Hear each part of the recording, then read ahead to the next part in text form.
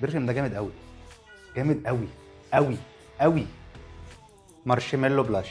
البرفيوم ده من البرفانات اللي عجبتني جدا في معرض بيوتي وورلد في دبي. تعالوا بقى نعمل انبوكسنج ونشوف البرفيوم ده بيقول ايه. شكل الازازه تحفه. انا لما جربته هناك جربته على المنديل ده، والبرفيوم قعد هنا تقريبا من 8 ل 10 ايام. تعالوا نعيد التجربه تاني بنفس الشكل.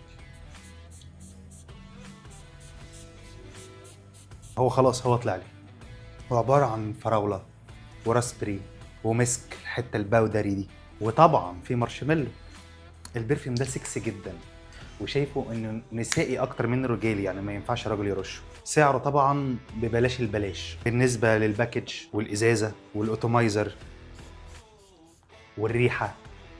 البرفيوم ده جامد جدا، يعني لو مش عيب والله هرشه واتبسط بيه. فلو انت راجل داخل على جواز او داخل على خطوبه او ايا كان، ده هديه حلوه قوي لاي ست موجوده في حياتك. ولو انت ست داخله على جواز، عروسه جديده، خطوبه، البرفيوم ده لازم يكون في جهازك، ولازم يكون موجود في عطورك اللي تبقى موجوده على التسريحه.